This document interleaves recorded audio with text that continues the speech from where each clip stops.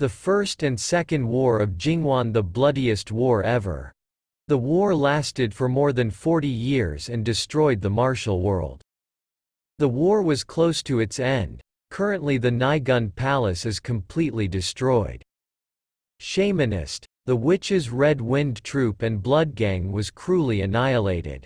A lone soldier fights of countless enemies, while relaying and his comrade Jin Wu, the god of war, to strike down the secret archer. He is stabbed from behind, countless spears pierced his body. In his final moments he yells Jin Wu. Someone uses the skill Bloodstorm that sent the enemy flying. From the fog caused by the explosion, a young boy with a giant sword and a circular shield appears. The chief of the Bloodstorm, Prince Guchen of Baekje. In his first life he was killed before he could arrive at Gucheonbi Palace. As he fights his enemies he thinks, this time I will kill him. He remembers his comrades giving him the opportunity by holding off the guards for a few hours. He had promised to return and asked them to fight as long as possible. The army charge at him, in an instant he leaps in the air. For his colleagues who gave their lives for his, he will end. Suddenly he noticed a shiny light. Its power was Dave, stating luckily he had blocked. A scary-looking guy with a creepy smile stood over him. He lifts his giant sword to attack, but in one strike it's over. He apologized for failing, but he will start over again. In the next scene, a young lady named Ji Yian is drinking heavily. She is to be engaged to a man called Seomun, who was kicked out of the Council of the Five Great Dynasties.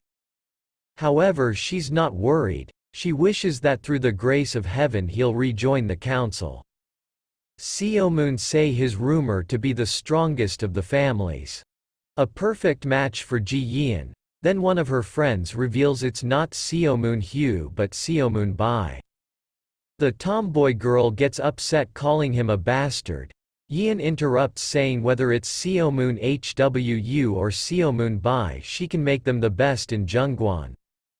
Her friend then reveals Seomun Bai had fell into a coma due to practicing dark arts. The cup almost shattered due to her anger. Meanwhile, a doctor checks Seomun's pulse and says he won't last long.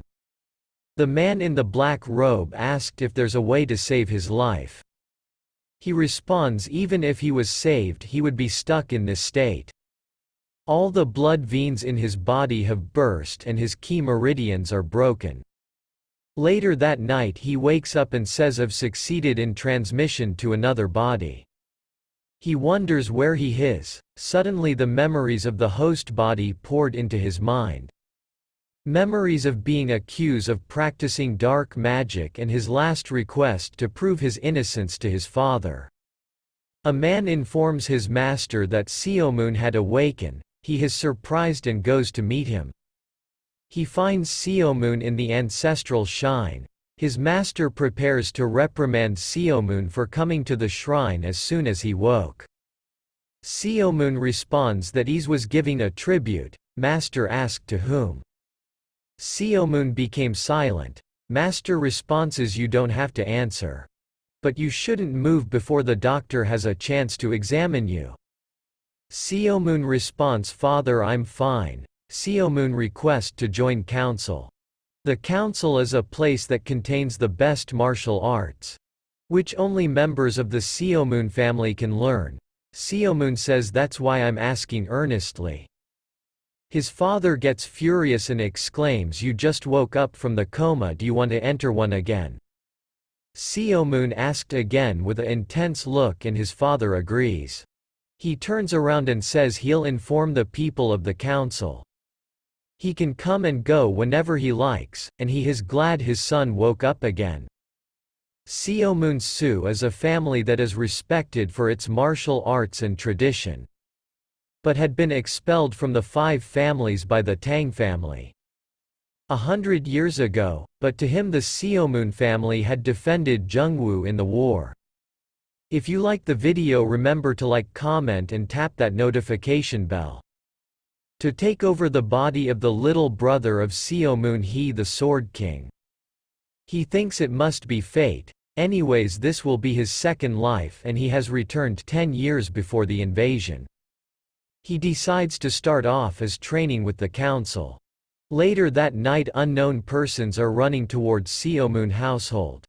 On the rooftop, assassins say this is a very dangerous gamble.